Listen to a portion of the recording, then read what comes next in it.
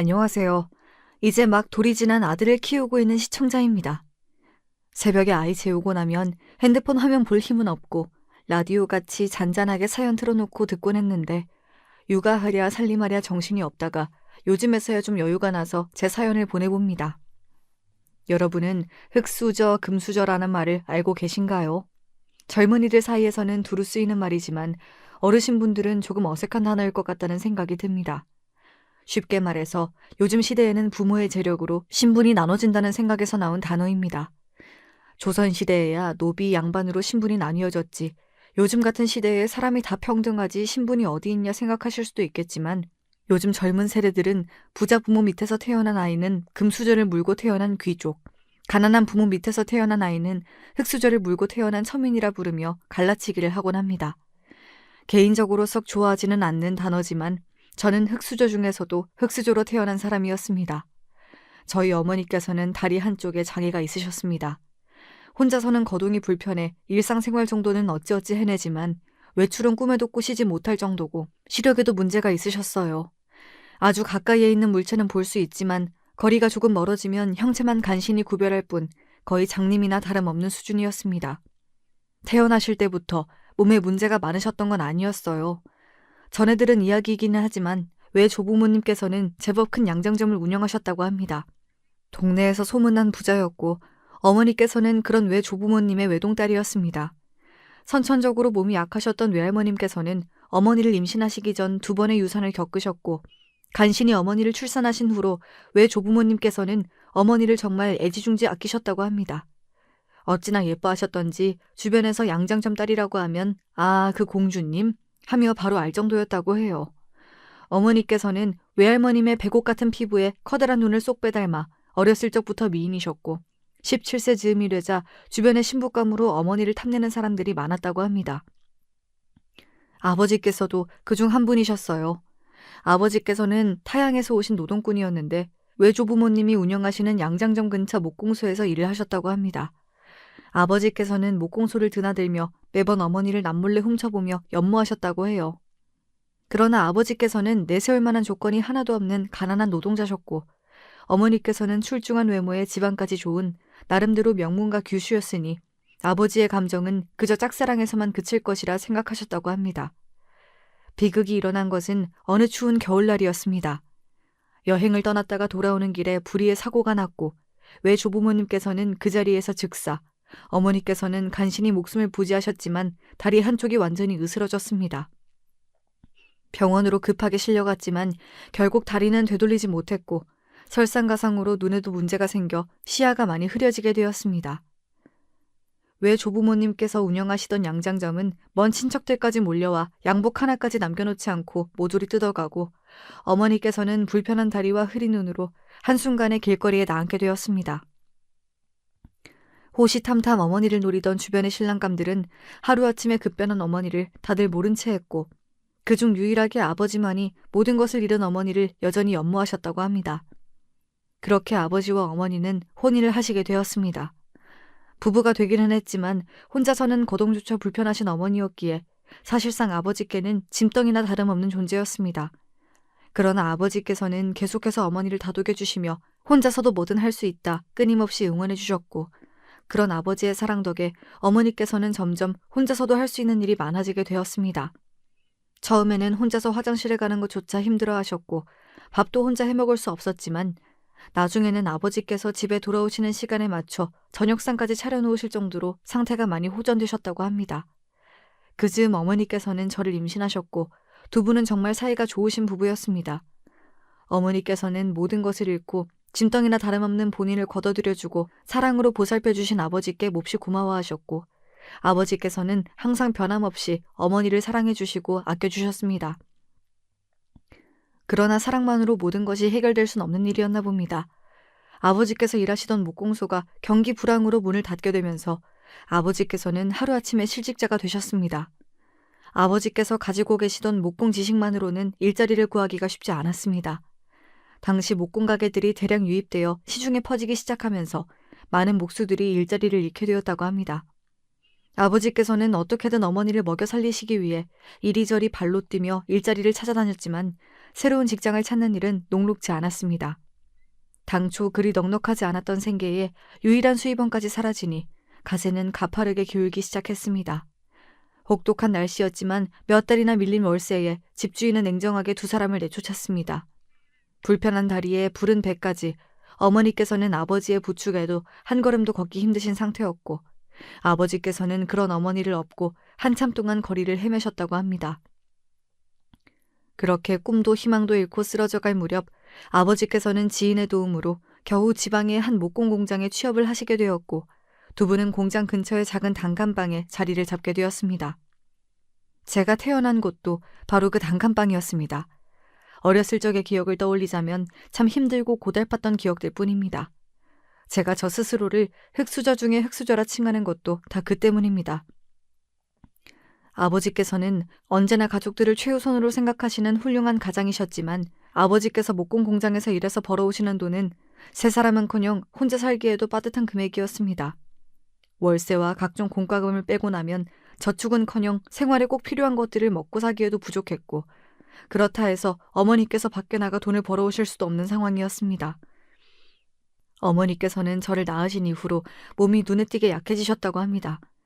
이전에는 살림도 하시고 집안에서는 혼자서 일상생활을 하는데 큰 무리가 없었지만 임신과 출산으로 인해 몸 곳곳이 약해지며 거동이 많이 불편해지셨습니다.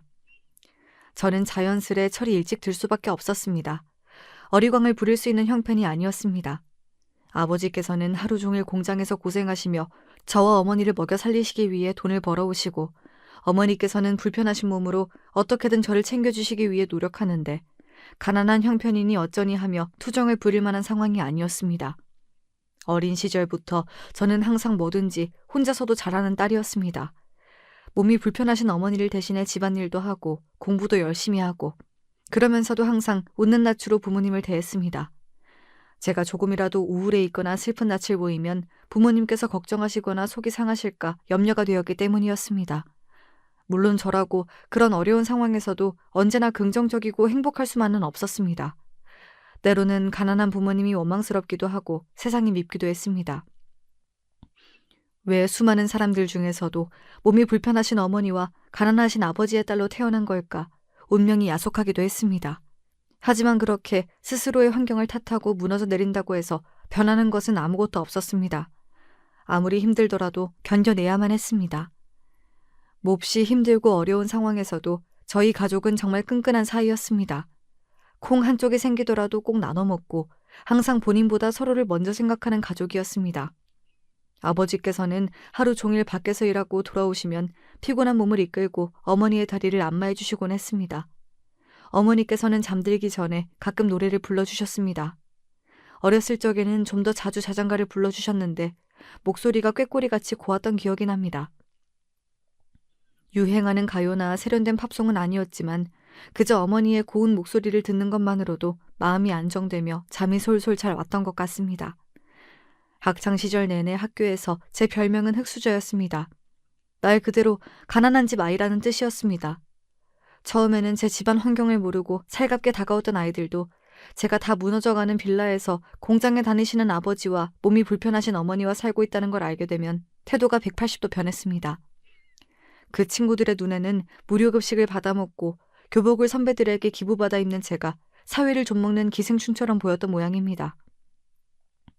이유 없는 따돌림에는 익숙해질 대로 익숙해졌고 저를 괴롭히고 무시하는 아이들 사이에서도 저는 꿋꿋이 공부에만 집중했습니다. 좋은 성적을 받아 좋은 대학교에 들어가 좋은 직장에 취업하는 것이 목표였습니다. 어떻게 해서든 꼭 성공해서 부모님을 호강시켜드려야겠다는 생각을 아주 어렸을 적부터 했습니다. 특출난 재능도 빼어난 외모도 가지지 못한 제가 성공할 수 있는 방법은 단 하나뿐이었습니다. 바로 공부였습니다. 공부에 집중하기에 여러모로 좋지 못한 환경이었지만 그래도 열심히 노력했습니다. 다행히도 공부머리가 좀 있었는지 성적은 나쁘지 않았습니다. 지방 학교에서 아무런 사교육을 받지 않고 공부한 것 치고는 아주 준수했습니다. 담임 선생님께서는 서울로 대학 원서를 접수해 볼 것을 권유하셨고 몹시 기쁘긴 했지만 한편으로는 마음이 막막해졌습니다. 첫째로는 돈이었고 둘째로는 제가 서울로 떠난 뒤에 남겨질 부모님이 걱정이었습니다. 원서비며 대학 등록금이며 서울에서 제가 살 집이며 생활비며 돈 들어갈 곳이 한두 군데가 아닌데 게다가 제가 타지로 가버리면 몸이 아프신 어머니는 이제 누가 돌보고 아버지 밥은 누가 차려드리지 하는 걱정이 들었습니다. 그토록 성공하기 위해 열심히 공부해 얻어낸 결과였지만 막상 좋은 결과가 손에 쥐어졌음에도 마음 편하게 대학 이야기를 부모님께 꺼낼 수가 없었습니다. 고민하던 제게 아버지께서 먼저 대학교 이야기를 꺼내셨습니다. 다른 건 몰라도 너 대학은 내가 꼭 서울로 보내주겠다면서 그동안 못난 부모 밑에서 고생 많았다며 우리 걱정은 하지 말고 서울 가서도 공부 열심히 하라며 손을 쓰다듬어 주시는데 저도 모르게 눈물이 펑펑 났습니다. 그렇게 저는 어머니와 아버지를 뒤로하고 서울로 대학을 왔습니다. 운 좋게도 기숙사에서 살 수 있게 되었고 대학을 다니는 내내 기숙사에서 퇴출당하지 않기 위해 죽어라 공부했습니다. 그러면서도 한편으로는 부모님께 너무나 죄스러운 마음이었습니다. 제 욕심에 부모님을 더더욱 어려운 환경으로 몰아넣는 것이 아닌가 싶은 생각이었습니다. 남들은 흙수저 하며 가난한 부모님을 원망하고 조롱하지만 저는 저희 부모님께 언제나 감사한 마음뿐이었습니다.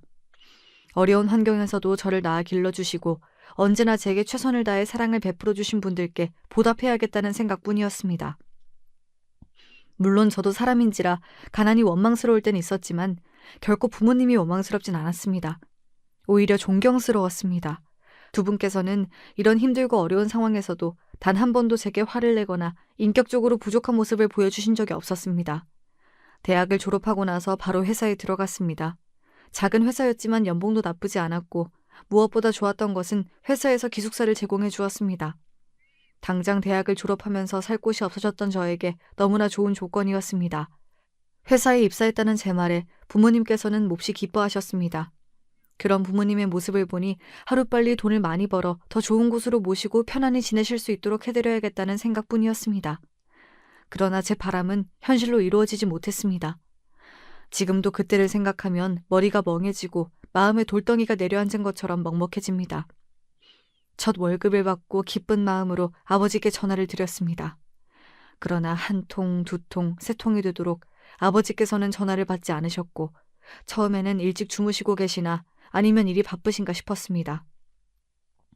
그러나 어머니께서도 마찬가지로 전화를 받지 않으시자 뭔가 불안한 마음이 들기 시작했습니다. 몸이 불편하신 어머니와 일로 고단하신 아버지를 고향에 두고 홀로 타지에 나와 일하다 보니 항상 걱정이 많았습니다. 혹여나 어머니께서 갑자기 쓰러지시진 않을까, 아버지께서 공장에서 일하시다 사고를 당하시는 건 아닐까. 쓸데없는 걱정이라고 치부하려 애썼지만 걱정이 되는 것은 어쩔 수 없었습니다. 다음 날이 되어도 두 분 다 연락이 되질 않자 도저히 견딜 수가 없어 회사에 연차를 내고 고향으로 향했습니다. 고향으로 내려가는 기차 안에서 어찌나 가슴을 졸였던지 그 당시의 기분이 아직도 생생합니다. 그렇게 도착한 빌라는 꼭대기층이 새까맣게 불에 타 뼈대만이 남아있었고 주변에 노란색 테이프가 잔뜩 둘러져 있었습니다.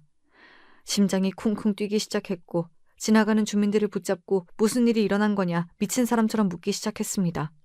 그러나 모두들 고개를 가로젓기 바빴고 저는 무작정 근처 파출소로 들어가 저 빌라에 불이 난 거냐, 무슨 일이 있었던 거냐 덜덜 떨리는 목소리로 물었습니다. 그곳에서 저는 정말 충격적인 소리를 듣게 되었습니다. 오래된 전기선에서 누전이 일어나 폭발사고가 발생했고 부모님과 제가 함께 살던 그 빌라의 꼭대기층이 통째로 불에 타버린 것입니다. 저희 부모님과 옆방에 살던 부부가 피해자였고 4명 다 시신조차 제대로 찾지 못하고 새까맣게 타버렸다고 합니다. 이 글을 쓰는 지금도 눈물이 흐르고 다시 떠올리기도 싫을 만큼 끔찍하고 또 끔찍합니다. 지독한 가난도 모자라 왜 하늘은 우리 가족에게 이런 시련까지 내리시는 걸까? 순간 주변의 모든 것이 멈추고 하늘이 노래지더니 그대로 실신해버렸고 눈을 뜨니 병원이었습니다. 경찰들이 와서 제게 사건의 경위와 앞으로의 절차에 대해 이것저것 설명해 주었지만 그 어느 것도 제대로 들려오는 것이 없었습니다.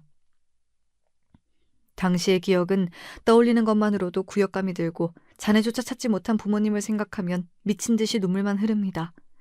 장례를 어떻게 치렀는지, 그 뒤로 수습은 어떻게 하고 어떻게 정리하고 서울로 돌아왔는지 제대로 기억이 나질 않습니다. 당시에 저는 거의 반쯤 정신이 나간 상태였습니다. 마주치는 사람들이 전부 제게 괜찮냐, 멀쩡한 건 맞냐 물어왔던 기억이 납니다. 그렇게 서울로 돌아온 저는 텅 빈 사람처럼 살아가기 시작했습니다. 제 삶의 모든 것이자 제 삶의 이유나 마찬가지였던 부모님을 잃은 뒤로 저는 살아갈 힘이 사라졌습니다. 더 이상 열심히 살 이유도 없었고 돈을 모을 이유도 없었습니다. 당장 다음날 죽어도 세상에 아무런 미련이 없는 상태였습니다. 눈을 감으면 부모님 얼굴이 떠올랐고 죄책감에 미칠 것만 같았습니다. 차라리 같이 죽었으면 좋았을 걸 하는 생각을 수백 번, 아니 수천 번도 더 했습니다. 아침에 눈을 뜨면 이대로 죽을까? 이렇게 아무것도 먹지 않고 마시지 않고 가만히 누워있으면 언젠간 죽지 않을까 하는 생각을 했던 것 같습니다. 그때는 정말 그 정도로 살아갈 이유가 없었습니다. 꾸역꾸역 몸을 일으켜 회사에 출근을 하고 멍한 눈으로 업무를 처리하고 아무 맛도 느껴지지 않는 구내식당 밥을 입안에 밀어넣고 그렇게 겨우 밥을 먹고 난 후에는 구역감이 올라와 화장실로 달려가 전부 개워내고 퇴근하고 돌아온 후에는 부모님을 떠올리며 미친 사람처럼 울고 세상을 원망하고 그렇게 몇 달을 보냈습니다. 차마 정말 죽을 용기는 없었는지 어떻게 목숨은 붙어 있었습니다.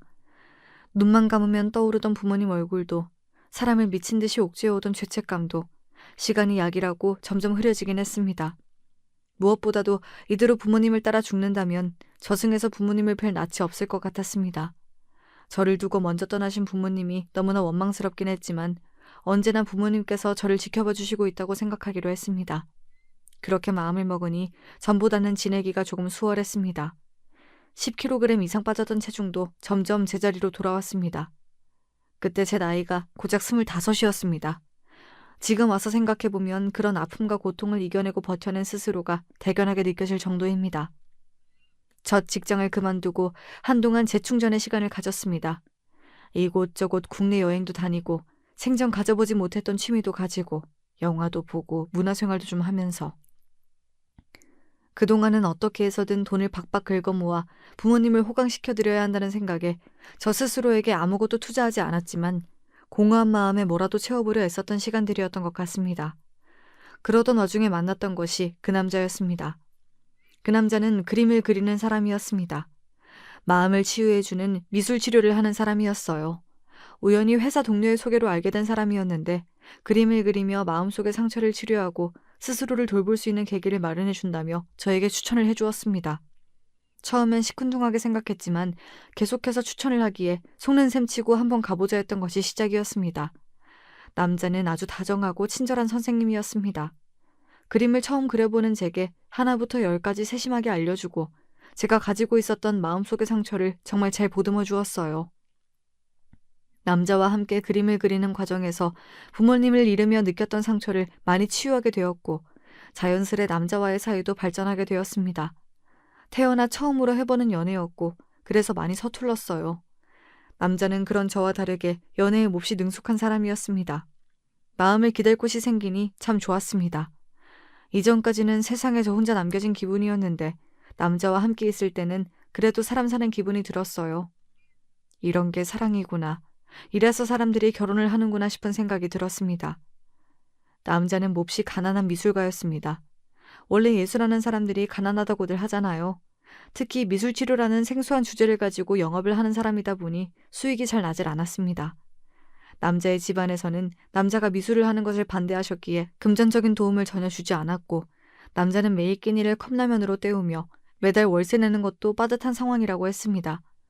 그림을 그리는 사람이다 보니 물감이며 붓이며 미술 재료에 들어가는 값도 만만찮은데 본인 몸이 조금 힘들더라도 그림 그리는 것이 더 좋다며 웃는 사람이었어요. 제가 힘들 때 마음의 안식처가 되어준 사람이었으니 저도 그 남자에게 도움이 되고 싶었습니다. 그래서 금전적으로 남자를 많이 도와줬습니다. 그동안 회사 생활을 하며 모아뒀던 돈이 좀 있었어요. 회사 기숙사에서 살며 특별히 유흥을 즐기지도 않았고 저를 위한 소비를 일절하지 않았기에 돈을 버는 족족 통장에 쌓아두기만 했습니다. 남자가 예술 활동에만 집중할 수 있도록 도와주고 싶었어요. 사랑하는 사람이 매일같이 컵라면으로 끼니를 때우는 모습을 보는 것도 가슴이 아팠습니다. 저는 생전 걸쳐보지도 않은 좋은 옷, 명품 가방을 사다 주기도 하고 한 끼에 몇만 원씩 나가는 나름대로 좋은 식당에 데려가 밥을 먹이기도 했습니다. 밀린 월세를 내주기도 하고 필요한 미술 물품이 있다고 하면 카드를 주며 사라고 하기도 했어요. 남자는 그럴 때마다 제게 몹시 고마워했고 역시 너밖에 없다며 저를 꼭 안아주었습니다. 그런 남자의 애정 표현이 당시 제게는 유일한 안식처였던 것 같아요. 저를 필요로 하는 사람이 있다는 사실 자체가 몹시 기쁘게 느껴졌습니다.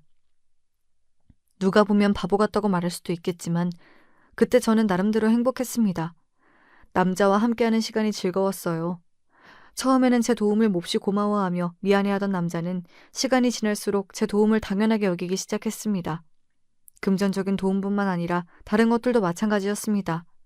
혼자 살던 남자는 여느 남자가 그렇듯 집 청소나 빨래 같은 것을 제대로 하지 못했어요. 어렸을 적부터 몸이 불편하신 어머니를 대신해 살림을 도맡아 하던 제게 그 정도 집안일은 일도 아니었습니다. 저는 틈만 나면 남자의 자취방에 가서 청소기며 손걸레며 요리 나도록 청소를 했고, 남자가 항상 깨끗하게 정돈된 셔츠를 입고 다닐 수 있도록 매일같이 세탁기를 돌리고 다림질을 해놓았습니다. 제가 없을 때도 끼니를 잘 챙겨 먹을 수 있도록 반찬을 미리 해놓기도 했어요. 완전히 엄마가 따로 없었습니다. 남자는 예술 말고는 제대로 할 줄 아는 게 거의 없는 사람이었습니다. 저는 그래도 그게 행복했어요. 제가 해주는 요리를 먹고 맛있다며 엄지를 치켜 세워주는 남자를 보면 전혀 힘들지가 않았습니다. 그렇게 남자에게 있는 모든 것을 다 퍼주다 보니 금세 통장 잔고가 바닥이 나게 되었습니다. 슬슬 일을 다시 시작해야 했어요. 젊은 나이고 경력도 있다 보니 새로운 직장을 구하는 일이 그리 어렵진 않았습니다. 한 가지 문제가 있다면 직장에 다니게 되면서 이전처럼 남자의 뒷바라지를 해주기 어렵게 되었다는 사실이었습니다. 그런 제게 남자는 아예 같이 사는 게 어떠냐는 제안을 해왔어요. 동거를 하자는 말이었습니다. 조금 망설여지긴 했지만 남자의 끈질긴 부탁에 결국 승낙하게 되었습니다. 그렇게 저는 낮에는 직장에 가서 일을 하고 밤에는 집에 돌아와 청소며 빨래며 집안일을 도맡아 했어요. 하루 종일 집에서 그림을 그린다며 종이 앞에만 앉아있던 남자는 정말 집안일에는 손 하나 까딱하지 않았습니다. 미술 치료를 한다며 손님들을 좀 만나나 싶더니 나중에는 집안에만 틀어박혀 돈도 벌어오지 않았어요. 그림조차 제대로 그리지 않는 것 같았습니다. 그래도 당시에 저는 눈에 단단히 콩깍지가 씌워져 그런 남자도 좋았습니다. 그 남자가 없으면 안 될 것 같았어요. 부모님을 잃은 뒤로 삶의 의미를 찾지 못했던 제게 유일하게 살아갈 이유를 만들어줄 사람이었으니까요. 직장에 가서 땀 흘리며 벌어오는 돈으로는 남자를 먹여 살리고 집에서는 청소하고 빨래하며 남자의 뒷바라지를 했습니다. 그렇게 20대를 전부 보냈어요. 앞자리가 바뀌자 슬슬 조바심이 나기 시작했습니다. 요즘에는 다들 결혼을 늦게 한다지만 그래도 만난 지가 몇 년인데 결혼 이야기를 슬슬 꺼내야 하는 게 아닌가 싶었어요. 남자는 말로는 저를 사랑한다 하지만 전혀 결혼할 생각이 없어 보였습니다. 애초에 현실적인 계획이 전혀 없어 보였어요. 매일같이 집에서 놀고 먹기 바빴고 아무리 콩깍지가 씌워져 있다 한들 그쯤 되니 남자가 점점 한심해 보이기 시작했습니다. 결국 저는 참지 못하고 남자에게 언제까지 그렇게 예술한다며 집에만 틀어박혀 있을 거냐, 이제는 먹고 살 길을 찾아야 하지 않겠냐, 그리고 우리 결혼은 언제쯤 할 거냐 먼저 이야기를 꺼냈고 남자는 몹시 불쾌한 티를 내며 화를 냈습니다. 내가 지금 집에서 놀고 먹는 것처럼 보이냐, 이게 다 예술 활동을 하는 거다. 원래 일반인들이 보기에 예술 활동이 그런 거다. 너도 이제 우리 엄마처럼 예술을 무시하는 거냐 언성을 높이더군요. 그런 남자에게 100번 양보해서 예술 활동은 그렇다 치자. 그럼 우리 결혼은 어떻게 할 거냐? 날 진지하게 생각은 하는 거냐 따져 물으니 고민하던 남자는 그깟 결혼 못할 게 뭐가 있냐며 당장 내일이라도 집에 인사를 드리러 가자고 했습니다. 조금 당황스럽긴 했지만 그렇게 남자와 함께 처음으로 남자의 부모님 댁을 찾았습니다. 연애한 지는 몇 년이었지만 인사를 드리는 건 처음이었어요. 그동안 제 쪽에서 몇 번 얘기를 꺼냈지만 남자가 예술활동을 반대하신 어머니와 마주하기를 꺼려해서 계속 무산되었거든요. 그렇게 처음 만나뵌 예비 시어머니께서는 첫 만남부터 제게 몹시 무례했습니다. 저를 보시자마자 네가 우리 아들 밥 해준다던 개구나 하고 인사 아닌 인사를 건네시더군요. 그 말을 듣자마자 그동안 이 남자가 부모님께 제 얘기를 어떻게 전해드렸는지 안 봐도 뻔한 기분이었습니다. 자리에 앉은 뒤로는 무시가 더더욱 심해졌어요. 가난한 집안에서 자랐다고 들었다. 모아놓은 돈도 한 푼 없을 것 아니냐. 그러니 미래가 창창한 남자 옆에 붙어서 어떻게든 결혼하려고 애쓰고 있는 것 아니냐. 할 줄 아는 것이라고는 몸 굴리고 집안일 하는 것밖에 없으니 그렇게라도 하는 거냐. 다시 생각해도 정말 모욕적인 말들 뿐이었습니다. 그 중에서도 가장 참을 수 없었던 것은 저희 부모님을 욕보이시는 말이었어요. 부모님이 사고로 죽었다고 하지 않았냐. 그런 싸구려 빌라에서 살았으니 그렇게 허무하게 간 거겠지. 결국엔 고아라는 말인데 난 부모 없는 애랑은 절대 결혼 못 시킨다. 고아 주제에 염치라도 있어야지 도대체 무슨 생각으로 결혼을 하겠다고 여기까지 뻔뻔한 낯짝으로 찾아왔는지 모르겠다며 끝도 없이 모욕적인 말들을 쏟아내시는데 정말 온몸이 새빨개지는 기분이었습니다. 저를 환영해 주실 것이라고는 생각하지도 않았지만 그 정도로 대놓고 무례한 말들을 쏟아내실 줄은 정말 몰랐어요. 가장 배신감이 들고 슬펐던 것은 옆에 앉아있던 남자가 그 모든 말들을 듣고도 본인의 어머니를 제지하거나 제 편을 드는 말을 단 한마디도 하지 않았다는 사실입니다. 다시 생각해도 참 제 꼴이 비참하고 우습네요. 20대 청춘을 다 바쳐 그 남자의 뒷바라지를 해놓고도 몸 굴려 어떻게든 결혼하려고 애쓰는 한심한 여자 취급을 받았는데 그 자리에서 한마디 반박도 하지 못했으니 말입니다. 그렇게 최악의 인사자리가 끝나고 집을 빠져나오는데 남자가 그제서야 입을 열더군요. 봐라, 내가 우리 엄마 성격 더럽다고 했지? 이래가지고 나랑 결혼 어떻게 할래? 그 말을 듣는 순간 내가 지금 여기서 뭘 하고 있는 건가 하는 생각이 들었습니다.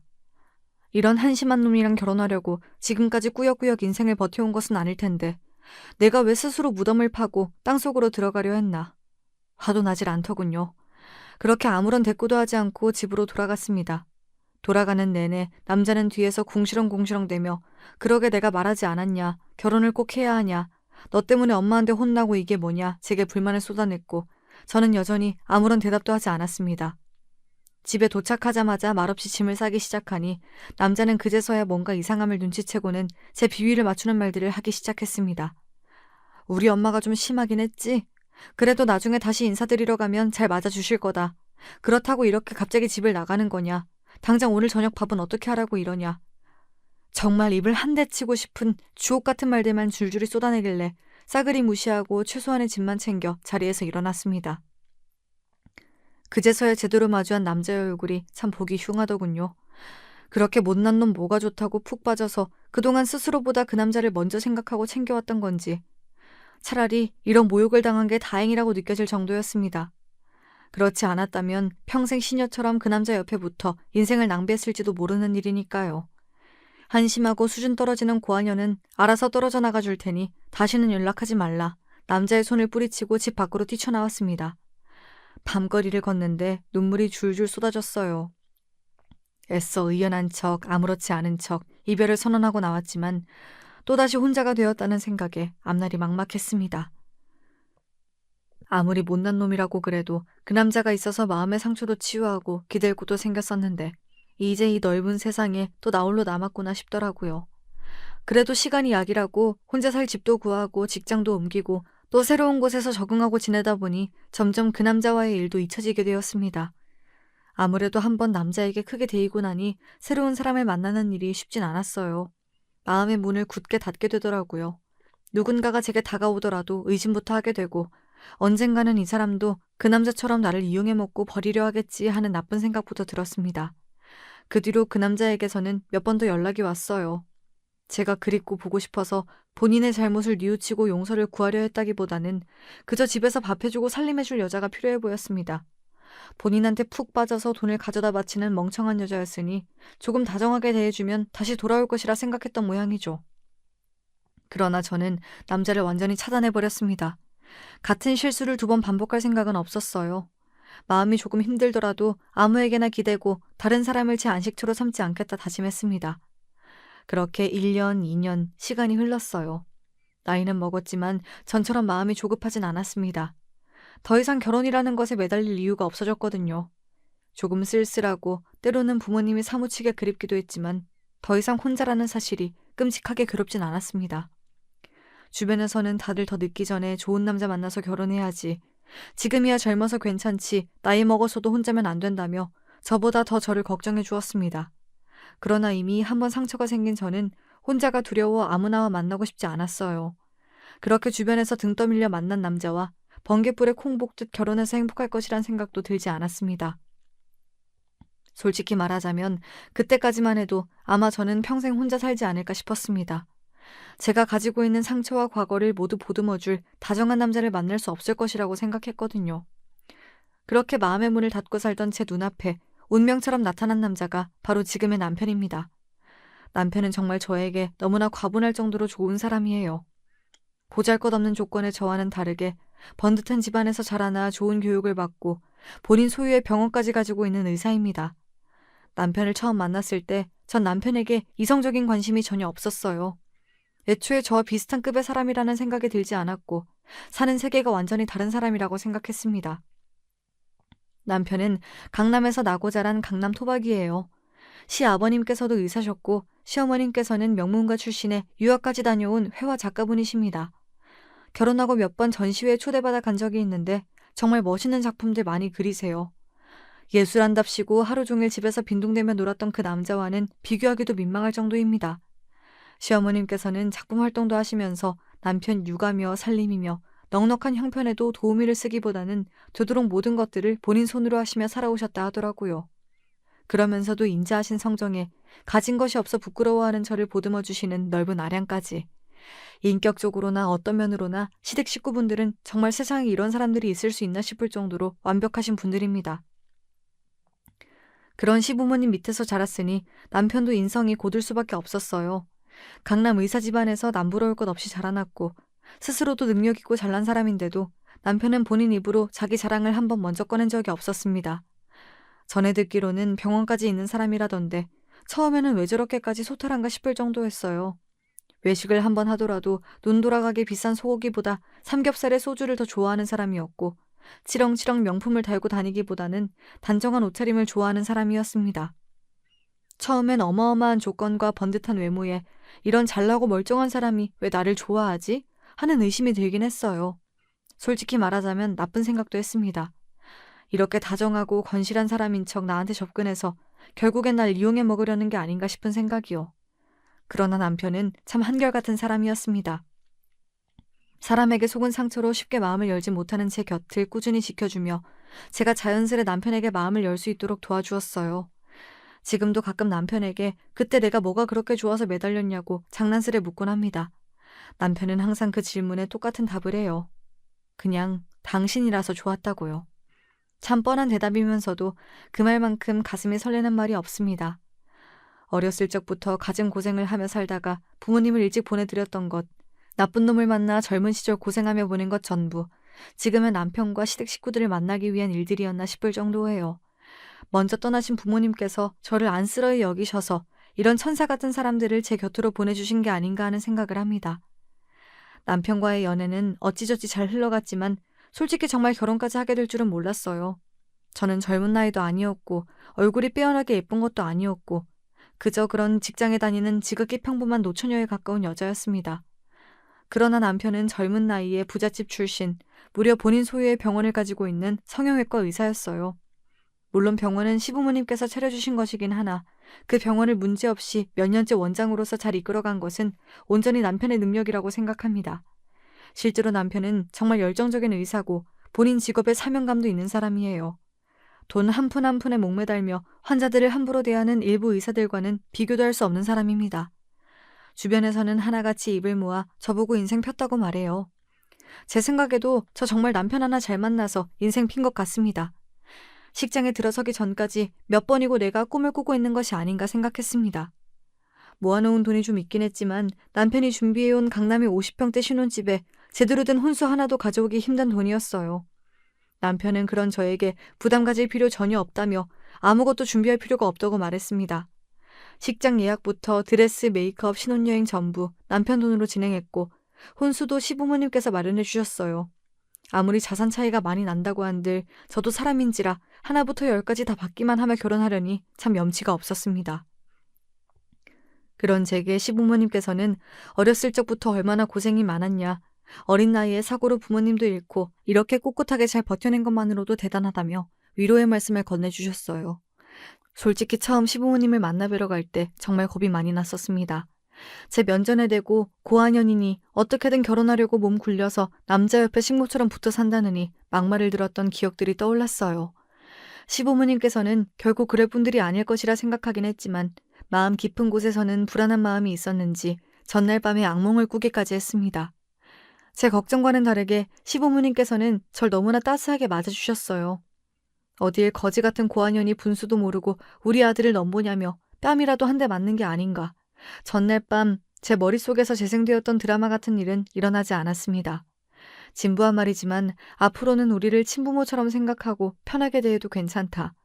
이제부터 우리도 너를 딸처럼 생각하겠다 하시는 말에 눈물을 펑펑 쏟았습니다.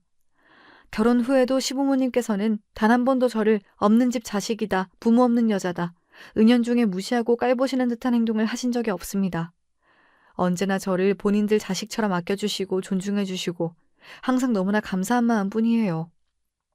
감사하게도 예쁨 받고 사랑받는 입장이지만 만약 제가 애지중지 키운 너무나도 잘난 외동아들이 저 같은 여자를 데려와 결혼하겠다고 했으면 솔직한 마음으로는 저도 그 여자를 진심을 다해 예뻐해주기 어려웠을 것 같아요.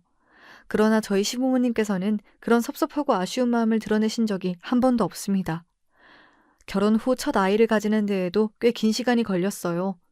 원래 계획대로라면 결혼하자마자 신혼생활 없이 아이를 임신하려 했었습니다. 결혼을 그리 이른 나이에 하지 않았기에 하루라도 빨리 이세 계획을 세워 아이를 가지고 싶었어요. 시부모님께서도 손주를 몹시 보고 싶어 하셨고 저도 저를 친달처럼 예뻐해 주시는 시부모님께 손주를 안겨드리고 싶은 마음이 굴뚝 같았습니다. 그러나 제 마음과는 다르게 아이라는 게 그리 쉽게 생기지가 않더군요. 참 몸도 마음도 힘든 시간들이었습니다. 남편이 의사다 보니 건너 지인이 운영한다는 난임병원을 함께 다니게 되었어요. 난임에는 여러 이유가 있고 꼭 여자 쪽이 잘못해서 임신이 잘 안 되는 것은 아니지만 상황이 이렇다 보니 모든 것이 다 제 잘못 같고 시부모님을 뵐 면목이 없었습니다. 가진 것도 없이 시집와서 애까지 못 낳는 며느리라니 정말 예뻐할 구석이라곤 하나도 없는 여자였는데도 시부모님께서는 언제나 저를 사랑으로 감싸주셨습니다. 그렇게 노력한 끝에 결국 저희에게 아기 천사가 찾아와 주었고 건강하게 태어나 지금은 막 돌이 지난 상태입니다. 저보다는 남편을 꼭 닮아 보면 볼수록 너무 예쁘고 사랑스러운 아들입니다. 신생아 육아가 힘들다 말만 들었지 정말 이렇게 힘들 줄은 몰랐지만 그래도 자고 있는 아들 얼굴을 보고 있으면 힘들었던 마음이 사르르 녹는 기분이에요. 남편도 최선을 다해 육아를 돕고 있지만 병원 일 때문에 바쁜 탓에 거의 저 혼자 도맡아 하고 있습니다. 남편은 육아 도우미를 부르거나 아주머니를 고용해 조금이라도 몸을 편하게 하라 말했지만 작품 활동을 하면서도 남편 육아와 살림까지 완벽하게 해내셨던 시어머니를 생각하면 혼자서도 잘 해내고 싶은 마음이 큽니다. 요즘은 그래도 명색이 성형외과 원장 사모님인데 관리를 좀 해야 하는 것 아니냐며 남편이 저를 병원으로 자주 불러내요. 사실 관리고 뭐고 다 핑계고 일하면서도 저랑 아들이 보고 싶어 그런 속이 빤히 보입니다. 그래도 병원에 가면 간호사들이 아들을 예뻐하며 돌봐주기도 하고 잠깐 쉬며 나름대로 피부 관리도 받을 수 있고 겸사겸사 남편 얼굴도 볼 수 있어서 최근 들어 자주 찾는 중이에요. 신혼 초에는 혹시나 제가 병원에 찾아갔다가 폐가 되거나 남편 얼굴에 먹칠이라도 할까봐 괜한 자격지심에 잘 드나들지를 못했는데 그래서 전혀 그 사실을 모르고 있었습니다. 어떤 사실인지 궁금하시죠? 바로 저번 주에 일어난 아주 따끈따끈한 사건입니다. 이 일을 겪고 나서 어찌나 사연 채널에 제 이야기를 보내고 싶어 입이 근질근질 하던지요. 그날도 평소와 마찬가지로 아들을 데리고 병원을 찾았고 아들을 잠시 남편에게 맡겨놓고 진료를 기다리던 중이었습니다. 병원 입구로 아주 익숙한 낯이 들어왔어요. 처음에는 긴가민가 했지만 접수대 앞에서 간호사에게 신경질적으로 성질을 내는 모습을 보니 맞구나 싶었습니다. 바로 그 여자였어요. 저한테 고한 연인이 몸 굴리는 연인이 대놓고 모욕을 줬던 전 남자친구의 어머니였습니다. 아는 척을 해야 하나 말아야 하나 고민하고 있을 때 그 여자가 먼저 저를 알아봤는지 성큼성큼 제 쪽으로 다가왔습니다. 그리 반가운 사이도 아닌데 인사라도 하려는 건가 싶어 멀뚱히 쳐다보고 있었더니 제가 먼저 설설김에 인사를 할 줄 알았는지 인상을 팍 구기더라고요. 어른을 봤으면 먼저 인사를 해야지 싸가지 없게 고개를 빳빳이 들고 있냐. 고한연이 주제도 모르고 얼굴이라도 고쳐서 시집가려고 이런 곳에 드나드냐. 내가 그때 네 버릇을 제대로 고쳐놔야 했는데 아직도 정신을 못 차렸구나. 무턱대고 막말을 쏟아내는데 너무 당황스러웠습니다. 단 둘이 만난 상황도 아니고 간호사들도 다들 웅성거리며 이쪽을 쳐다보고 있었어요. 이대로 있다가는 남편에게 폐를 끼칠지도 모르겠다는 생각에 일단은 저 여자를 데리고 나가야겠다는 생각이 들었습니다. 그 순간 원장실 문이 열리며 남편이 아들을 데리고 나왔어요. 바깥이 시끌시끌하니 의아해 나와본 것 같았습니다. 남편에게 이미 그 여자와 있었던 일들을 다 말했었긴 했지만 막상 그런 상황에 남편과 마주하니 너무나 부끄럽고 병원에 괜한 소란을 피운 것 같아 미안한 마음이 들었습니다. 그런데 반응을 보니 남편과 그 여자는 이미 안면이 있는 사이 같았어요. 알고 보니 그 여자는 저희 남편 병원의 단골 손님이자 유명한 진상이었습니다. 병원을 자주 찾는 손님이긴 하지만 항상 무작정 서비스 시술을 해달라. 안 그러면 주변에 소문을 안 좋게 내겠다며 생떼를 쓰기 일쑤고 간호사들에게도 이유 없이 화를 내고 막말을 해 모두가 응대하기를 꺼리는 손님이었습니다. 그동안은 제가 병원에 자주 드나들질 않아서 그 사실을 전혀 모르고 있었던 거예요. 저를 여보라고 부르며 다가오는 남편의 모습에 그 여자는 눈에 띄게 당황한 모습이었습니다. 도저히 믿기지 않는다는 듯 저와 남편, 그리고 남편의 품에 안긴 저희 아들을 번갈아 쳐다보더니 인상을 팍 구기더군요. 혹시나 꼬리를 내리고 먼저 사과를 하지 않을까 했던 기대가 무색하게 주제에 무슨 재주가 있어서 강남 의사를 꼬셨냐. 원장 선생님도 어쩜 그리 여자 보는 눈이 없냐. 시끄럽게 말을 쏟아내는데 그 이야기를 듣는 남편의 낯이 점점 어두워졌습니다. 그러더니 남편이 정색을 하면서 소리를 쳤어요. 당장 이 미친 여자를 밖으로 끌어내라면서요. 평소 너무나 온화하고 매사에 다정한 성격이던 남편이 그렇게 무서운 표정으로 언성을 높이는 모습은 처음이었습니다. 그 여자는 제 눈앞에서 간호사들에게 끌려나가며 소리를 바락바락 질렀지만 결국 병원 밖으로 쫓겨났습니다. 남편은 당신이 뭔데 남의 부인한테 너너거리며 무례하게 구냐. 당신 평소 태도를 생각하면 진작 이러고 싶었지만 불쌍해서 참은 거다. 다시는 우리 병원 근처에도 얼씬거리지 말라며 한 번만 더 찾아오면 경찰에 연락해 영업 방해죄로 쳐넣겠다. 으름장을 놓았습니다. 항상 멋있는 남편이지만 그날처럼 든든하고 멋있어 보인 적은 없었습니다. 분하다는 표정으로 간호사들에게 끌려나가는 그 여자를 품에 아들을 안은 채로 실컷 비웃어 주었네요. 사실 마음 같아서는 저도 한마디 해주고 싶었지만 똥이 무서워서 피하나요? 더러워서 피하지. 그 여자하는 꼴을 봐서는 아마 아들도 아직까지 정신 못 차리고 결혼도 못한 채 노총각으로 늙어가고 있을 것 같습니다. 그날 밤 집에 돌아와서 낮에 있었던 일을 얘기하며 괜히 병원에 소란을 피워 미안하다 사과하니 남편은 당신이 미안할 게 뭐가 있냐며 그 미친 여자 안 그래도 전부 다 처리하려고 벼르고 있었다. 오히려 지금까지 당신한테 그런 무례를 저지른 여자인 줄도 모르고 병원에 손님으로 받았던 것이 분할 정도다. 저보다 더 성을 내며 화를 내주는데 정말 세상에 하나뿐인 내 편이구나 싶었습니다. 저는 나름대로 속 시원한 얘기라 생각해 사연을 썼는데 여러분께선 어떻게 들으셨을지 모르겠어요. 한때는 많이 원망스럽고 그 사람들이 세상 누구보다 불행했으면 좋겠다 매일 저주할 정도로 마음의 상처가 깊었었는데 요즘에 와서는 제 곁에 좋은 사람들도 많이 생기고 매일매일 행복한 일만 생기니 그런 인간 말종들이야 어떻게 살든 말든 저와 아무 상관없다는 생각이 듭니다. 지금부터는 그저 제 곁에 있는 남편, 시부모님, 그리고 세상 무엇과도 바꿀 수 없는 너무나 소중한 복덩이인 저희 아들에게 집중하면서 살고 싶어요. 하늘에 계신 저희 부모님께서 제게 보내주신 선물 같은 존재들과 함께요. 흙수저로 태어났지만 사랑 많은 금수저, 아니 다이아몬드 수저로도 부족할 만큼 퍼주셨던 부모님께 부끄럽지 않도록 저희 아들은 조건으로 사람을 판단하고 함부로 대하는 사람이 아닌 시댁 식구들처럼 인격적으로 훌륭한 사람으로 성장할 수 있도록 최선을 다할 거예요. 사연 여기서 마무리하겠습니다. 다들 감사드려요.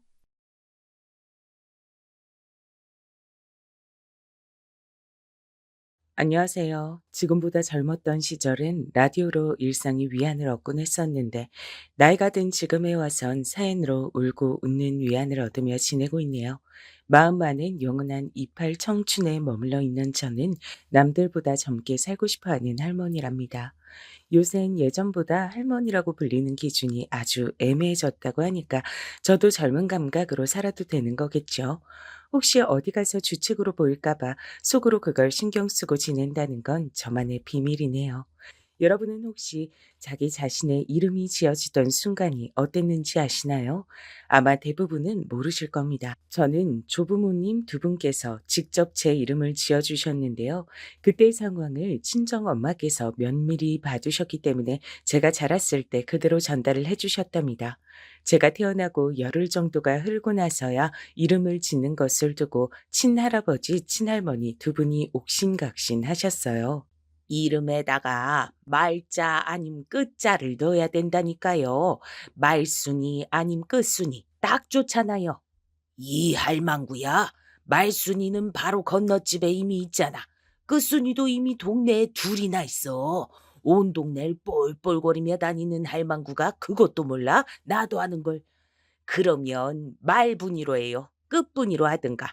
암튼 간에 이름을 그런 식으로 지어야 다시는 이 집안에 딸년이 또 안 태어나죠.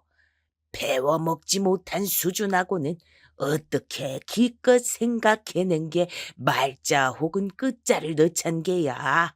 번듯하게 종자를 넣으면 되잖아. 종순이, 종분이.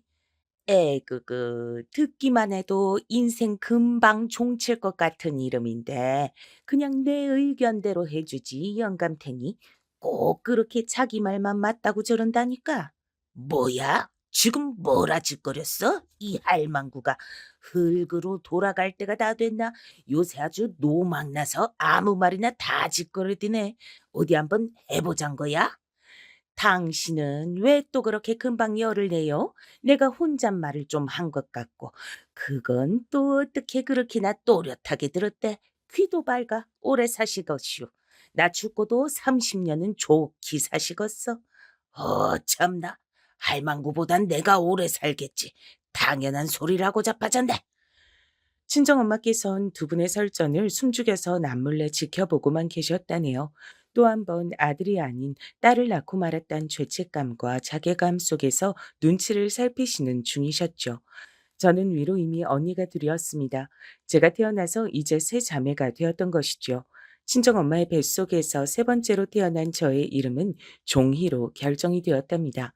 친할아버지의 입김이 반쯤은 들어간 이름이었는데 나름대로 예쁘게 잘 지어졌다고 생각을 했어요.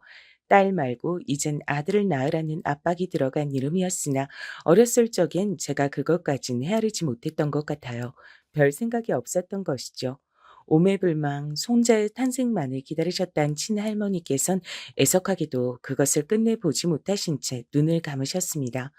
추운 한겨울날 시골 동네 곳곳엔 길이 얼어 있었는데 그곳을 잘못 지나시다가 크게 넘어지셨고 며칠 뒤에 그대로 숨을 거두셨죠. 그 후로 친할아버지께선 인생이란 게 지독하게 허무한 것이란 소리를 입에 달고 사셨습니다. 그래서 전 어렸을 적 인생은 정말 그런 것이란 생각을 하며 자라났었죠. 할망구가 그리 허망하게 떠날 줄 알았다면 내가 그리 굴진 않았을 텐데. 아니, 이런 생각마저 모두 부질없구나. 친할아버지의 씁쓸한 미소를 이해하기에 전 너무 어렸었죠. 다행히 당신의 손자가 태어나고 걷고 말을 하고 뛰고 그러는 것까지 친할아버지께선 다 보시고 돌아가셨답니다. 아마 하늘나라에 가시자마자 친할머니를 향해 손자 이야기부터 하셨을 것 같네요. 하지만 당신께서 돌아가신 그 후에 저희 가족이 어떻게 되었는가를 다 지켜보셨을진 미지수입니다. 만약에 지켜보셨다면 제가 얼마나 개고생을 했는지 다 알아주실 거라 믿어요. 그 시절 남들이 가난한 정도로 가난했던 저희 집은 용기를 내어 친정 부모님께서 시작하셨던 장사가 쫄딱 망하는 바람에 그때부터 남들보다 더 가난한 환경으로 바뀌었습니다. 큰언니가 결혼이고 뭐고 다 뒤로 넘겨둔 채 이악 물고 공장을 다니며 돈을 벌어 집안 살림에 이바지했고요. 작은 언니도 비슷했죠. 그리고 저는 언니들처럼 똑같이 일을 다니면서 동시에 집안일까지 다 도맡아 했습니다. 철인이 따로 없었던 것 같아요. 동이 트기 직전에 이른 아침 새벽부터 하루 일과를 시작해서 깜깜한 밤이 되어서야 제 하루 일과가 끝이 났었으니까요. 자는 시간 외엔 저만을 위한 자유 시간도 없었습니다. 언제까지 이렇게 살아야 하나 궁금했어요. 매일이 너무 지치고 힘들다는 생각이 깊게 들 때마다 인생은 지독하게 허무한 것이라고 하셨던 친할아버지의 말씀을 떠올렸답니다. 기대 없이 살자. 그럼 실망도 없을 테니까. 제 자신을 지키는 방법이 고작 그런 것이었어요. 너무 밝고 좋은 생각은 하지 않는 것이요. 그랬다간 팍팍한 현실과 비교가 돼서 매번 실망만 할 테니까요. 차라리 의무라고 비관적인 태도가 나았습니다.